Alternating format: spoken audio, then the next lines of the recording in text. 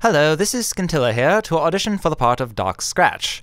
Now, this audition will consist of two parts. The first part will mainly show off Scratch's usual smug, insufferable, omniscient tone, while still allowing for, I think, a decent enough range of expression, while the second part will require a darker tone overall, and also contains one of Scratch's few true freak-out moments in the entire comic. The first part, if you would like to follow along in the comic, begins on page 5516, though it should be noted that I am omitting certain parts of the original text in order to save on time and prevent this from becoming horribly long and boring. It begins just before Scratch is about to let Jack into his apartment. Well then, let's begin. My door is not fitted with a peephole either. Those without eyes or without limits to their knowledge have no need for peeping, and I am without either. I have never once peeped at or through something, and I doubt I ever will. Apertures built into physical surfaces to reveal what's hidden behind them are for those with particular handicaps. They are for those lacking advanced vision to render the opaque permeable to light, or those lacking advanced knowledge to render the concealed information irrelevant, or both. They are for people whom I call suckers. I know the identity of anyone who stands behind this door, even in those cases where I have not extended an invitation to the visitor personally. Pardon me while I let Jack inside. Did you not believe it would be Jack? Who else would it be? Someone who would have suspected anyone else is a person I would also describe as a sucker. Ha ha. Hee hee. Hoo hoo. Hello, Slick. Won't you please Oh, for heaven's sake. Jack.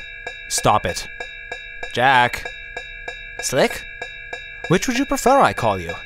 It's one of the strange points of uncertainty which surrounds you. Maybe it is that you don't particularly care. Not much of your vanity is tied up in a name, I'd guess. Not going to tell me? Fine. I won't tell you my name either. Well, I might, if you would just show some manners and stop hitting me with that ridiculous horse hitcher. I won't crack, no matter how senseless the drubbing. If only it were that simple. You're not going to stop, are you? It will be very difficult to discuss our points of mutual interest like this. I was prepared to go about it in a civilized way, even though I knew very well I would spend the first several minutes of our meeting sitting on the floor while being flogged. I have even prepared a bowl of candy for you, which I know you will enjoy. Courtesy is important, Jack. Do you have anything at all to say? Any form of communication you care to attempt beyond the sound iron makes against my head repeatedly? No, of course not. Here, Jack, why don't you go help yourself to some candy over there on the table? There's something I need to take care of before we continue. I won't be long. Yes, good. Placate yourself with the Scotty dog, Slick. My supply is bottomless. I am an excellent host. When I am finished with this minor interruption, we will resume our gentlemanly negotiation. I will proceed to beat you severely until you agree to do what I ask. I trust you won't take it personally. And that concludes part 1. Now for part 2, I've selected the section that begins at page 5761 of the comic. The scenario is that Spade Slick has just destroyed the precious grandfather clock in the apartment with Crowbar's crowbar. Well then, here we go. Oh, for crying out loud. Slick, I can tolerate many things from a guest. Curt manners, egregious womanizing, murdering the help, casual arson, even atrocious candy bowl etiquette. But it is the desecration of a priceless timepiece where I must draw the line.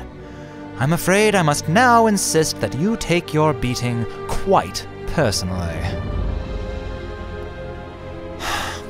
You let me down, Slick. I thought I could rely on you, of all people, to do what it is you do best. You are not supposed to kiss her, Mr. Noir. You're supposed to kill her. Now leave, and never darken my door again. Will you look at this mess? This scrapbook is now in hopeless disarray. Feel free to examine the clippings while I tidy. Try to make some sense of this mess yourself.